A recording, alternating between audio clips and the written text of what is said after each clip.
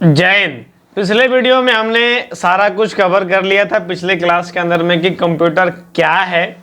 वो एक मशीन है कि वो एक पार्ट्स, उसके पार्ट्स को डिवाइस क्यों कहा जाता है, कौन कैसे कनेक्ट होता है, किसमें कौन से लाइन लगते हैं, कौन वायर किस में लगता है, ये सारी बातें हमने इसके अंदर में पढ़ लिया है।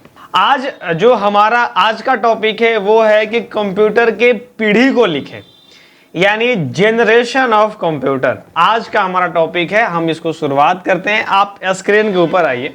आपको हम ये बात पिछले क्लास में भी बोले थे कि आप ये हमारा ऐप के अंदर में जाइए, आप जो बुक है उसको आप डाउनलोड कर सकते हैं, वहां से जाके आप उसको पढ़ सकते हैं, आप प्रिंट आउट करवा सकते हैं, कुछ भी इसके अंदर में आप इजिली अपने पास, आपके पास ये प्रोवाइड हो जाएगा। तो बहुत बेहतर होगा कि आप इसको अपने पास रखें और जो भी मेरी द्वारा दी गई इंफॉर्मेशन है उसको अच्छे से रिवाइज करके तब एग्जाम में जाएं। तो हम शुरुआत करते हैं आज का क्लास, कंप्यूटर के पीढ़ी को लिखे। अब देखिए यहाँ पर हम आते हैं। अगर बात आती है कंप्यूटर की पीढ़ियों को, तो एक्चुअली में कंप्यूटर की शुरुआत कब से हुई, उसकी बनावट, गुण, कीमत, स्पीड, साइज इत्यादि चीजों के बारे में बदलाव कैसे कैसे कब और कहां आया है, इसी के पढ़ने को हम लोग बोलते हैं जनरेशन ऑफ कंप्यूटर। मैं आपको बता दूं कि हर जगह कंप्यूटर जनरेशन का समय अलग अलग मिलेगा। बहुत बार ऐसा होता है कि जब आप 4 बुक पढ़ रहे होंगे तो चारों का बुक अलग अलग लिख रहा है, लेकिन इसमें आपको 1, 2, 3 साल का अंतर भी हो सकता है। लेकिन आप इस बात का टेंशन ना लें, सब जगह अलग अलग क्यों बताया जाता है, क्योंकि अनुमानित आंकड़े होते हैं और जो हमारा दिया गया आंकड़ा है, जो हम जो बताए हैं वो एकदम बहुत प्रॉपर रिसर्च करके बताया गया है। जो आपके लिए सबसे बेस्ट हो सकता है, जो आपके लिए सबसे बढ़िया हो सकता है, वही दिया गया है। और यकीन मानिए जितना भी एग्जाम में आंसर्स आते हैं सारा यही सब आते हैं जो हमने कंटेंट में बहुत जमा कर करके बनाया है इस चीज़ को। तो आप इस पर बिना संदेह किए हुए आप इस पर चलिए इसको रट के लीजिएगा। अगर हम बात करें पहला जनरेशन जिसमें हमारा फर्स्ट जनरेशन आया है, जनरेशन ऑफ कंप्यूटर पढ़ना अति आवश्यक इसलिए है क्योंकि इससे क्वेश्चन आता है। क्वेश्चन क्या आएगा देखिए, हम आपको बताते हैं। उसमें पूछेगा कि प्रथम पीढ़ी में फर्स्ट जनरेशन में कौन सा कंप्यूटर आया था, हो गया ये क्वेश्चन है कैसा। इसमें क्या यूज हुआ था, ये दूसरा क्वेश्चन हो गया। और इस तरीके से क्वेश्चन आता है। अगर वो ईयर नहीं भी पूछेगा तो कम से कम ये सब तो पूछ ही लेगा, इसलिए सावधान हो जाइए और इसको मन लगा करके पढ़िए, ये बहुत काम आने वाला है एग्जाम के पर्पज से तो बहुत ज्यादा। अब आपके लिए हम यहाँ पर देखते हैं कि first generation, as you saw in history of computer development, आप देख सकते हैं कंप्यूटर डेवलपमेंट के अंदर में the first electronic digital computer was ENIAC, जो हमारा पहला था वो एनएक था, what built in 1946 in collaboration with JP Eckert. एक जेपी एकर्ट और जॉन मोस्ली के बारे में हमने आपको पिछली क्लास में बताया था कि ये दोनों के दोनों ऐसे साइंटिस्ट जो जिन्होंने हमारा एनएक कंप्यूटर बनाया था। और इसमें यूनिवैक, ईडीवैक, ईडीसैक कंप्यूटर, ये भी जनरेशन इसी जनरेशन के अवेलेबल है, जो थोड़े से इसके एडवांस वर्जन थे। और हमारी ये जनरेशन की जो टाइम पीरियड रही है वो 1946 से लेकर के 1956 तक रहा है। आप तस्वीर में देख भी सकते हैं। देखिए जो ये फोटो आप देख रहे हैं ना, ये हमारी कंप्यूटर एनएक की है। एनएक इसी को बोलते थे। ये ना बहुत बड़ी होती थी साइज में और बहुत लकड़ी का बना हुआ होने की वजह से ये बहुत लंबी चौड़ी हो जाती थी। और यही हमारा पहला कंप्यूटर बना था जो 1946 से लेकर के हमारा 56 तक पूरा का पूरा जनरेशन रहा था। इसके बाद उसका एडवांस वर्जन ये है जो हमारा यूनिवैक, ईडीवैक और ईडीसैक। तो कभी इन दिनों से क्वेश्चन तो नहीं देखा गया है, लेकिन इससे क्वेश्चन हमेशा पूछा जाता है। तो कुछ कुछ बातें याद रखना है। जो हमारा पहला जनरेशन में जो 1946 में क्या बना, हमारा एनएक बना, यानी 1946 हम टाइम पीरियड की बात कर रहे हैं कि हमारा फर्स्ट जनरेशन यहाँ से शुरुआत हुआ था। और उसके बाद कुछ कुछ सवाल और आते हैं, जैसे कि हमारे फर्स्ट जनरेशन में क्या यूज हुआ था। ये बहुत इंपॉर्टेंट है। आप देखिए यहाँ पर लग कर रहा है कि उसके कुछ विशेषता और उसके बारे में। तो हमारे फर्स्ट जनरेशन में वैक्यूम ट्यूब यूज हुआ था। वैक्यूम ट्यूब एक ऐसा यंत्र होता था, हम आपको दिखाते हैं, 1 मिनट रुक जाइए।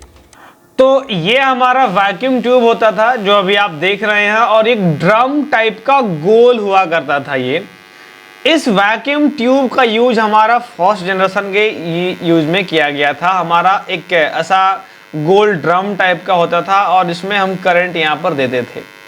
इसी चीज़ का यूज, वैक्यूम ट्यूब का यूज हमारे फर्स्ट जनरेशन में किया गया था, जिसे कि हम लोग अपना करंट को फ्लो कराने के लिए यूज करते थे। आप डायग्राम में देख भी सकते हैं हमारा किस तरीके से वैक्यूम ट्यूब का कहाँ पर कैथोड लगता था, कहाँ पर एनोड लगता था। ये सारी स्ट्रक्चर जो अभी आप देख रहे हैं टोटल वैक्यूम ट्यूब का ये यहाँ से आप, और इस वैक्यूम ट्यूब के अंदर में इधर से इनपुट आता था और यहाँ से मैग्नेटिक फील्ड स्टोर करके, जनरेट करके ये स्टोरेज को बढ़ा लेता था। वैक्यूम ट्यूब एक बहुत ही शुरू में प्रसिद्ध माना गया क्योंकि फर्स्ट जनरेशन में इसका यूज हुआ। आप यहाँ पर देख सकते हैं कि यह कह रहा है कि it was much more delicate, मतलब होता है कि नाजुक, और लेस रियलाइबल यानी कम विश्वास था, विश्वासी इसमें ज़्यादा नहीं था, लेकिन ये बहुत बड़ा होता था जिसकी वजह से हमारे कंप्यूटर की साइज बहुत बड़ी हो जाती थी। देखिए अगर हमारे कंप्यूटर में फर्स्ट जनरेशन में ना इतनी सारी कमियां थी कि हमारा कंप्यूटर असफल रह गया, चल नहीं पाया, 10 साल का मात्र सफल ही रहा वो इसलिए ऐसा हो गया क्योंकि उसमें ढेर सारा कमी निकल गया, जिसमें कि हमारा एक वैक्यूम ट्यूब भी बहुत बड़ा कमी था जो बहुत बड़ा और ड्रम हुआ करता था। उसके बाद अगर हम बात करें यहाँ पर कि वो ठंडा रखने के लिए उसमें एयर कंडक्टर लगता था। मैग्नेटिक ड्रम, जैसा कि हमने आपको फोटो में दिखाया, मैग्नेटिक ड्रम स्टोरेज के लिए यूज होता था और ये बहुत धीरे गति चलने वाली कंप्यूटर थी और इसमें हमारा प्रोग्रामिंग मशीन का भी कुछ यूज हुआ था। अब ये इतनी बड़ी हो जाती थी, इतनी महंगी हो जाती थी कि इसको हम लोग कोई भी नॉर्मल आदमी खरीद नहीं पाता था। टोटल वैक्यूम ट्यूब जो है हमारा एक जनरेशन के अंदर में 18,000 वैक्यूम ट्यूब लगता था एक कंप्यूटर के अंदर में। 18,000 वैक्यूम ट्यूब, आप सोचिए ना, 18,000 वैक्यूम ट्यूब जहाँ पर लगेगा वहाँ पर हीट कितनी ज़्यादा होगी, वो कितना स्लो हो जाएगा, बिकॉज उसमें इतना ज़्यादा प्रोसेस हुआ करता था कि वो संभव नहीं था चलना। तो ये हमारा पहला जनरेशन जो है वो फेल कर गया 1946 से लेकर के 56 तक में। अब उसके बाद 56 के बाद हमारा एक द्वितीय पीढ़ी आया और इसमें पूछा जाता है कि सेकंड जनरेशन में, द्वितीय पीढ़ी में हमारा क्या यूज हुआ था। तो आप यहाँ पर देख सकते हैं कि 1956 से द्वितीय पीढ़ी की शुरुआत हुई थी। इन सारे कंप्यूटर में ट्रांजिस्टर, ये क्वेश्चन पूछता है कि सेकेंड जनरेशन में क्या यूज हुआ है, तो यहाँ पर यूज हुआ है ट्रांजिस्टर। अब इस ट्रांजिस्टर का यूज हम लोग क्यों किए थे, क्योंकि वैक्यूम ट्यूब बहुत बड़ा हुआ करता था, उसके जगह पर हमने ट्रांजिस्टर का इस्तेमाल किया। और सबसे खुशी की बात क्या रही कि जहाँ पर 40 वैक्यूम ट्यूब काम करता था ना, वहाँ एक ट्रांजिस्टर अकेले काम करता था। तो 18,000 टोटल वैक्यूम ट्यूब लगता था एक कंप्यूटर में और हमारा टोटल हो गया, अगर 40 वैक्यूम ट्यूब एक बराबर का काम किया तो 450 मेरा होता था ट्रांजिस्टर एक कंप्यूटर के अंदर में। अब 450 ट्रांजिस्टर हुआ तो एक का एक बहुत बड़ा परिवर्तन हो गया, इसलिए 1956 में कहा कि अब जनरेशन ही चेंज कर दो।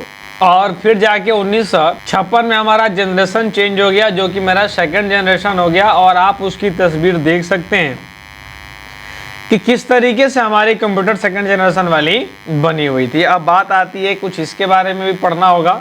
तो सेकंड जनरेशन थोड़ा सा सस्ता हो गया। रीज़न क्या है कि जहां 18,000 वैक्यूम ट्यूब लगता था, अब वहां पर मात्र 40 ट्रांजिस्टर एक वैक्यूम ट्यूब को जब रिप्लेस करना शुरू किया तो 450 ट्रांजिस्टर जो है वो पूरा कंप्यूटर को रिप्लेस कर दिया। तो डेफिनेटली सस्ता होगा ही, और जब कम ट्रांजिस्टर लगा तो थोड़ा हीट भी कम होना शुरू हुआ इसका। हम लोग सेकेंड जनरेशन तक कंप्यूटर को बहुत हद तक बना चुके थे और थोड़ा सा साइज भी घटा जो फर्स्ट जनरेशन के रेस्पेक्ट में, और हमारा मेंटेन करना इजी हो गया।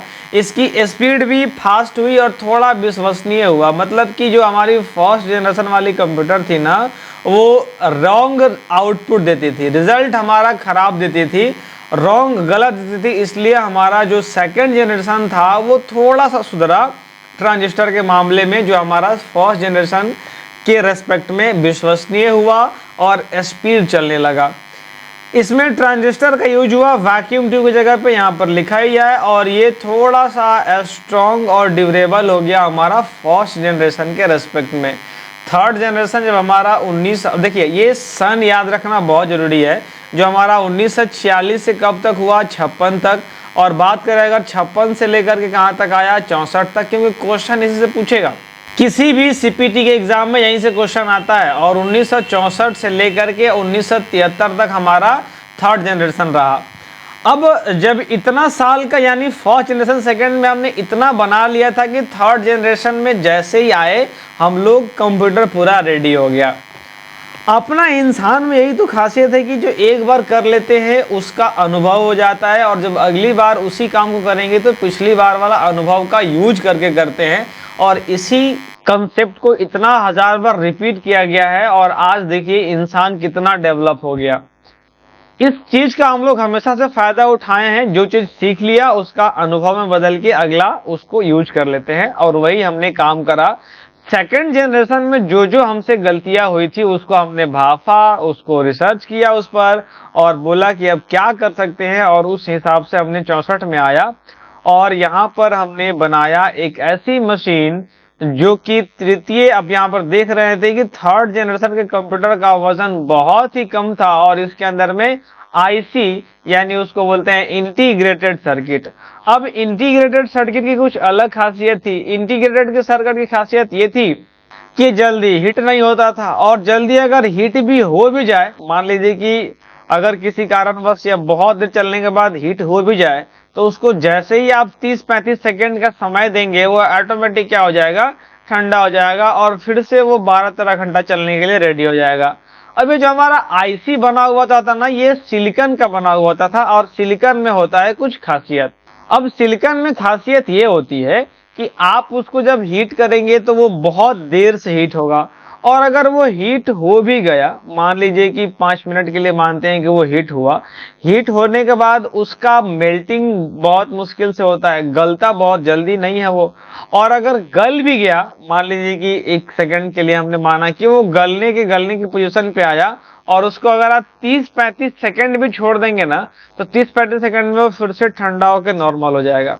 और इसी चीज का उपयोग किया गया 1964 में। जो हमारा आईसी लगाना वो सिलिकॉन का बना हुआ होता था, और ये सिलिकॉन जो है इसकी कुछ अलग अपनी खासियत भी होती है। इसी वजह से आज हमारा थर्ड जनरेशन के बाद कंप्यूटर पूरा रेडी होकर चलने लगा, क्योंकि उसमें लग गया आईसी। अब ये जब आईसी लगा तो वो 450 जो हमारे ट्रांजिस्टर लगते थे उसके बराबर एक आईसी काम करने लगा। और अब इससे हमारे कंप्यूटर की साइज एकदम छोटी हो गई, क्योंकि अब ना वैक्यूम ट्यूब लगाना था ना ट्रांजिस्टर लगाना था, अब सिर्फ और सिर्फ लगाना था इंटीग्रेटेड सर्किट, हमारी आईसी लगी। और अब आप खुद सोचिए, जब जहां 18,000 वैक्यूम ट्यूब लग रहा है और जहां 450 गो ट्रांजिस्टर लग रहा है, वहां एक गो अगर आईसी लगेगा तो ये कतनो महंगा होगा, तो ये सबसे बहुत सस्ता होगा। क्योंकि जहां 450 प्रोडक्ट खरीद रहे हैं वहां एगो खरीदना है, तो ये बहुत सस्ता भी हो गया। और आज देखिए कंप्यूटर इतना सस्ता हो गया है कि कम से कम आप जब मार्केट में जाएंगे ना, तो 10,000 के अंदर में आपको पूरा का पूरा सिस्टम मिल जाता है। अगर आप सीपीयू खरीदे तो 10 से 12,000 में पूरा सिस्टम एगो आपका रेडी हो जाता है। अगर आप सीपीयू और मॉनिटर खरीदते हैं उसकी बात हम कर रहे हैं। और उसके बाद जब एगो लग गया तो बहुत ही बिजली कम कंज्यूम होने लगा, मेंटेन करना इजी हो गया, बहुत फास्ट हो गया, फर्स्ट और सेकंड जनरेशन के रेस्पेक्ट में बहुत ज्यादा फास्ट हो गया, विश्वसनीय ज्यादा हो गया, क्योंकि अब राइट रिजल्ट देना शुरू हो गया। और उसके बाद अगर बात करें हमारा इसी जनरेशन से, ये सारा जनरेशन में सबसे बढ़िया निकल गया। मतलब फर्स्ट सेकंड के जितना भी सफर था उसमें सबसे अच्छा माना जाता है हमारा आईसी वाला कंप्यूटर, जो इंटीग्रेटेड सर्किट जहां पर थर्ड जनरेशन में बनाया गया था। अब 1973 से लेकर के 1982 तक हमारा चतुर्थ जनरेशन चला, यानी फोर्थ जनरेशन चला। और यहाँ पर आप देख सकते हैं कि लिखा हुआ है कि this generation started from 1973 and lasted till 1982 which has been kept in fourth generation such that till current running। मतलब कि अभी ये जो करंट में चल रहा है, वर्तमान में जो अभी चल रहा है, वो थर्ड फोर्थ का जनरेशन का ही एक एडवांस वर्जन है। तीसरा जनरेशन में हमारा कंप्यूटर रेडी हो गया था, चौथा उसका एडवांस जनरेशन है और पांचवा जनरेशन में अभी हम लोग चल रहे हैं। तो टोटल 5 गो जनरेशन है कंप्यूटर का। फर्स्ट जिसमें हमारा कब से कब चला, अगर हम ईयर की बात करें तो हमको उम्मीद है कि आप बिल्कुल याद किए होंगे। अगर हमने बात करा तो 1946 से लेकर के 56 तक इसमें क्या यूज हुआ था, ट्रांजिस्टर यूज हुआ। अगर फिर बात करें 56 से लेकर के 64 तक, इसमें माफ करिएगा, पहले वाला में वैक्यूम ट्यूब यूज हुआ। और अगर 56 से 64 की बात करें तो इसमें क्या हो गया, ट्रांजिस्टर यूज हुआ। और 64 से लेकर के अगर 73 की बात करें तो इसमें हमारा आईसी यूज हुआ, जिसको हम लोग बोलते थे इंटीग्रेटेड सर्किट, जो सिलिकॉन की बनी होती थी। और अगर 73 से लेकर के और अभी जो हमारा चौथा जनरेशन चल रहा है वहां तक की अगर बात करें 82 तक की, तो इसके अंदर में आईसी का ही एक अपडेट वर्जन, आईसी का एक अपडेट वर्जन, जिसको हम लोग बोलते हैं माइक्रो प्रोसेसर, हम लोग कहते हैं माइक्रो प्रोसेसर, उसी का यूज होता है किसके अंदर में, तो हमारा ये चतुर्थ जनरेशन के अंदर। और आप ये बहुत छोटा हो गया, फास्ट हो गया, मेंटेन करना इजी हो गया, आप यहाँ से लो कॉस्ट हो गया, रेबल हो गया, आप स्टोरेज को और बढ़ा पाए, यहाँ पर पावर कंजम्पशन लो हो गया, क्योंकि इसमें क्या यूज होने लगा, माइक्रो प्रोसेसर। माइक्रो प्रोसेसर जब से आया कंप्यूटर की दुनिया में बवाल हो गई, बवाल यानी बहुत ज्यादा यूज होने लगा कंप्यूटर। और आज के डेट में माइक्रो प्रोसेसर ही यूज होता है सारे के सारे जनरेशन के अंदर। अगर हम 5वीं जनरेशन की बात करें तो 5वीं में भी माइक्रो प्रोसेसर ही होता है, लेकिन उसका भी एडवांस वर्जन आ गया है 5वां जनरेशन में, इसके बारे में हम बताते हैं। और अगर हम बात करें 1982 से लेकर के अब तक सभी कंप्यूटर में 5वें जनरेशन के अंतर्गत ही आते हैं। इस पीढ़ी के कंप्यूटर अत्यंत छोटे, शक्तिशाली, फास्ट और उच्च तकनीक वाले होते हैं। इस पीढ़ी वाले कंप्यूटर के कई सारे मॉडल तैयार किए गए हैं, जैसा कि डेस्कटॉप कंप्यूटर, लैपटॉप कंप्यूटर। ये देखिए, डेस्कटॉप को डेस्कटॉप इसलिए कहा जाता है क्योंकि वो डेस्क के ऊपर रख के चलने वाला है। और लैपटॉप को लैपटॉप इसलिए कहा जाता है क्योंकि लैपटॉप को हम गोद में रख सकते हैं। तो जो गोद में रखा जा सकता है उसको बोला जाता है लैपटॉप। लैप मतलब गोद, और गोद के ऊपर रखने वाला चीज लैपटॉप।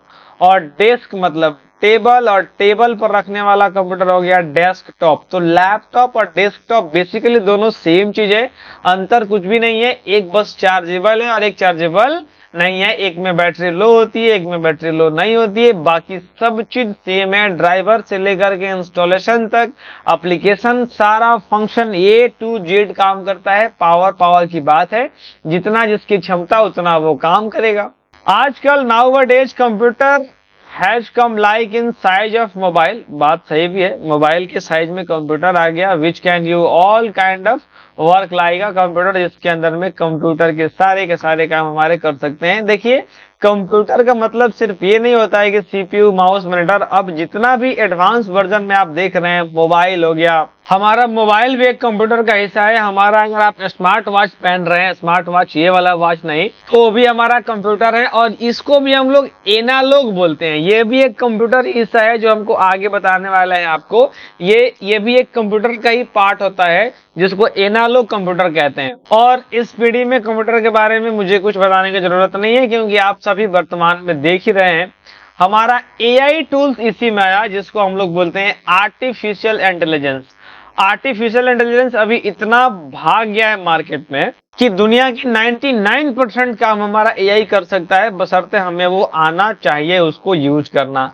इसमें सबसे ज्यादा प्रसिद्ध है चैट जीपीटी। आप देखते हैं ना, चैट जीपीटी हर सवालों का जवाब दे रहा है, चाहे वो प्रोग्रामिंग से हो, चाहे वो एक्सेल से हो, चाहे वो कोई चीजें जाननी हो। बस उसमें करंट अफेयर अपडेट नहीं हुआ है। बस वो अगर 4.0 आप यूज नहीं करते हैं, नॉर्मल वाला यूज करते हैं, तो वो अभी 22 में ही अपडेट हुआ है। उसके बाद करंट अफेयर उसमें यूज छोड़ करके बाकी बहुत कुछ कर सकता है। आपकी आवाज को चेंज करना, ये सब चैट जीपीटी का तो काम नहीं है। लेकिन बाकी एआई टूल जो आ गए हैं, जैसे अभी इसमें मेरे चेहरा को चेंज कर दिया जाए, या मेरी शब्दों को चेंज कर दिया जाए। अभी हम एक भारी आवाज में बोल रहे हैं, चाहे जाते इसको लड़की जैसा कर सकते हैं, सब एआई टूल से बहुत कुछ कर सकते हैं। आप यहाँ पर टेक्स्ट लिखते हो, वहां पूरी की पूरी कहानी बन जाती है, वहां पूरी की पूरी पिक्चर बन जाती है।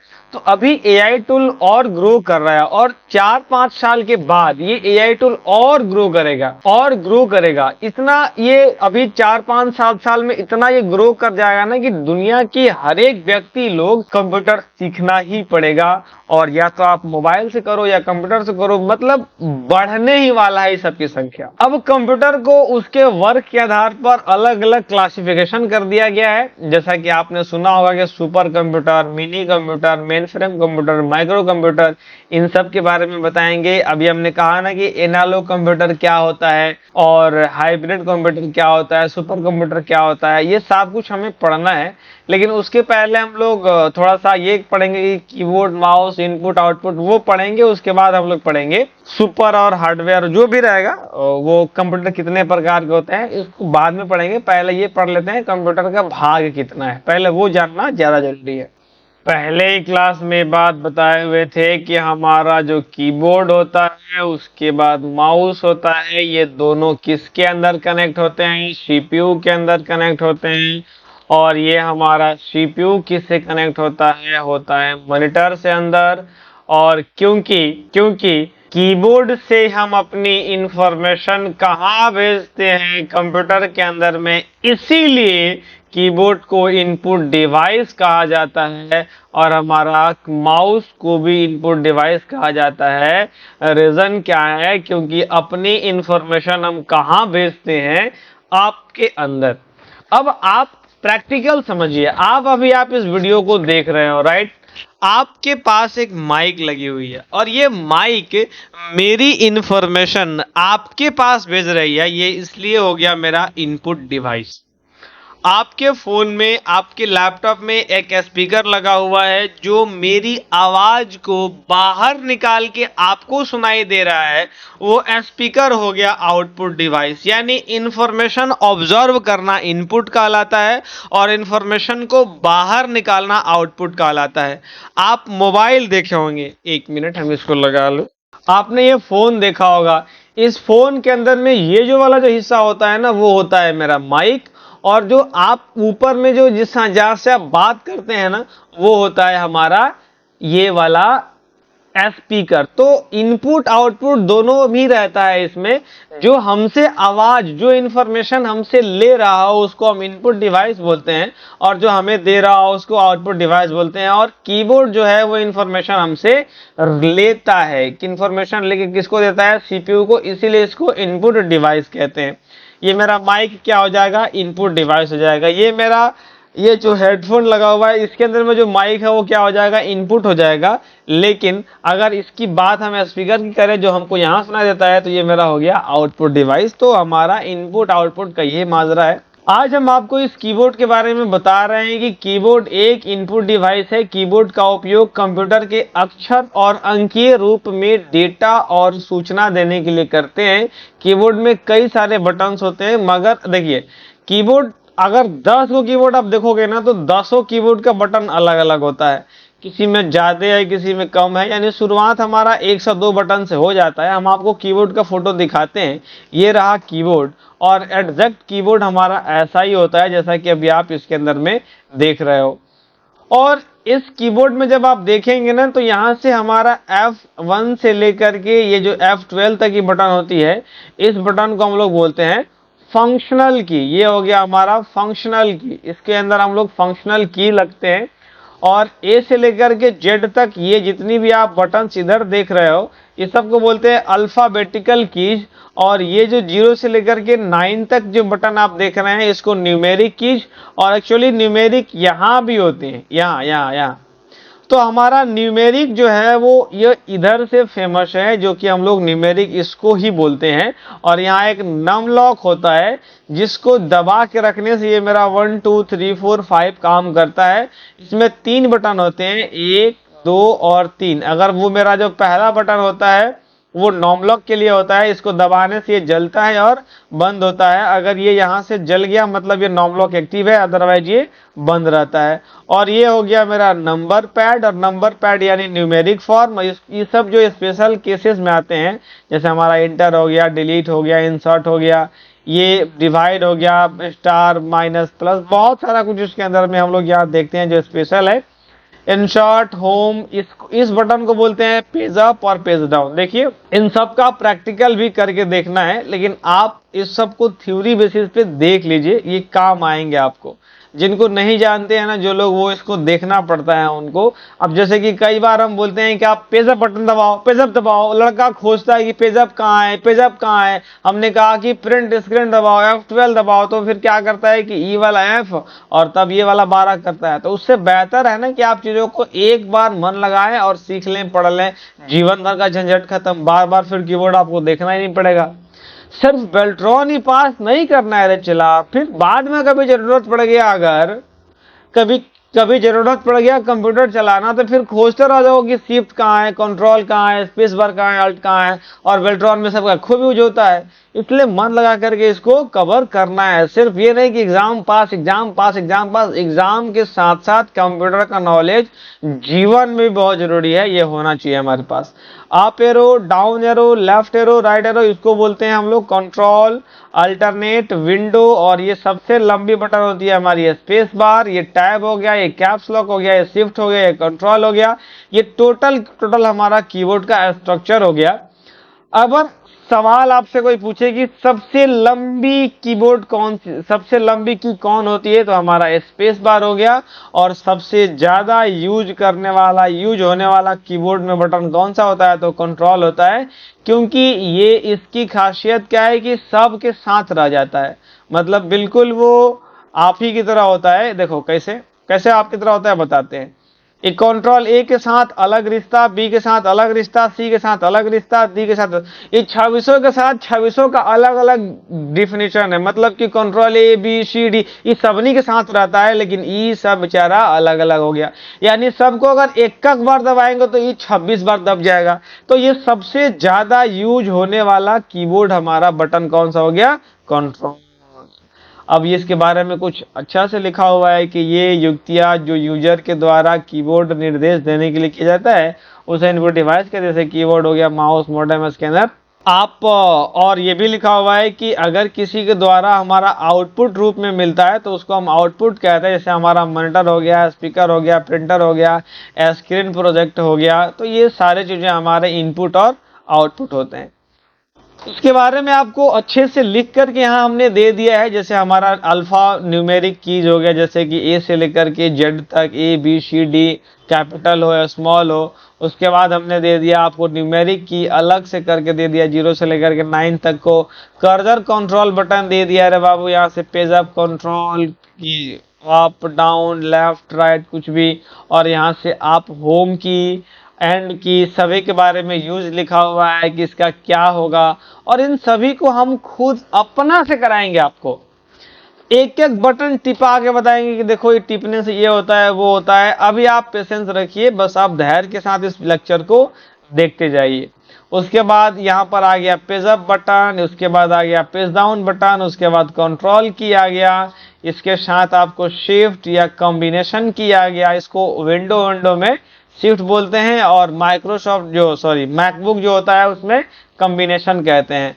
उसके बाद एस्केप बटन हो गया, ESC बटन, यानी वर्तमान समय में खुली किसी भी प्रोग्राम को बंद करने के लिए एस्केप यानी एस्केप की का यूज किया जाता है। अगर आप कंट्रोल की के साथ एस्केप दबाते हैं तो उसके साथ स्टार्ट मेनू ओपन हो जाता है।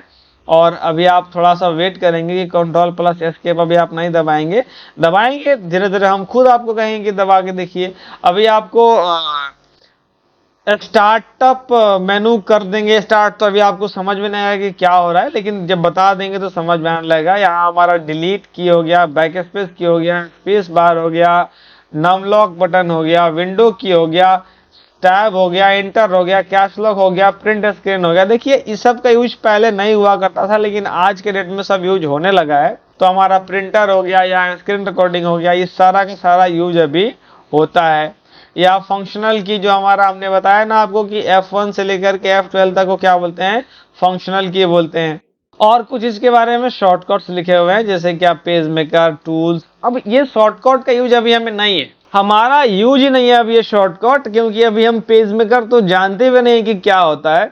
तो पेज मेकर जिस दिन पढ़ेंगे उस दिन ये सब शॉर्टकट यूज आएगा, आज नहीं, इसलिए इसको कंप्लीट इग्नोर करके आगे बढ़ना है।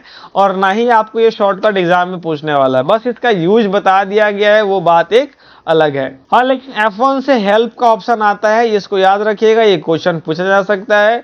F2 से फोल्डर को रिनेम करते हैं। F3 से हम लोग अब सॉफ्टवेयर पर डिपेंड करता है कि कौन सा सॉफ्टवेयर यूज कर रहे हैं, सारे इंपॉर्टेंट नहीं होते हैं, जैसे कि हमारा 3 इंपॉर्टेंट नहीं है, 4 इंपॉर्टेंट है, लेकिन कब है, जब अल्ट के साथ आप मारोगे तब। अल्ट प्लस इंटर से हमारा क्या हो गया, शट डाउन कंप्यूटर होता है, यानी हमारा अल्ट प्लस F4 की अगर बात करें तो हमारा क्या हो गया, शट डाउन। और F5 यानी इससे हम सिस्टम को क्या करते हैं, रिफ्रेश करते हैं। F6 इसका प्रयोग करके आप डायरेक्ट वेब पेज के URL पर जंप कर सकते हैं। जी हाँ, 7 नंबर में स्पेलिंग चेक करते हैं, लेकिन कहाँ चेक करते हैं, माइक्रोसॉफ्ट वर्ड में। माइक्रोसॉफ्ट वर्ड हम आपको पढ़ाने ही वाले हैं थोड़ा दिनों के बाद। हमारा 8 नंबर, अगर बात करें हम सेफ मोड में जाना चाहते हैं तो विंडो बूटिंग के वक्त F8 प्रेस करेंगे तो हम आसानी से सेफ मोड में पहुंच जाएंगे। लेकिन ध्यान रखिएगा, ये सब विंडोज 7 के लिए ज्यादा फेमस था, अब वर्जन बदल गया है, विंडो 10 हो गया है, विंडो 11 आ गया है, बहुत बदल गया है अब हमारा इन सभी के बारे में। तो अभी F8 लेकिन सेफ मोड में जाते हैं, F9 हमारा फंक्शन करता है, F10, F11, F12 और पूरी की पूरी हमारी कीबोर्ड फंक्शन जो है खत्म हो गई। आप इसको डाउनलोड करके घर में बैठ के पढ़िए। हम आपको इसके बारे में अब कल बताएंगे, इससे आगे वाला टॉपिक, जैसे हमारा माउस हो गया, उधर जो हमने ऊपर में छोड़ के आया हुआ था। तो एक एक करके ये 4-5 क्लास होगा, इसको पहले एक बार थ्योरी खत्म कर लेंगे, उसके बाद MCQ क्वेश्चन, हमारा प्रीवियस क्वेश्चन प्रैक्टिस सेट अब जाके अभी भी आपके अंदर में मार सकते हैं अगर आप रुचि रखते हैं तो। हम आपसे मिलते हैं नेक्स्ट क्लास में, धन्यवाद।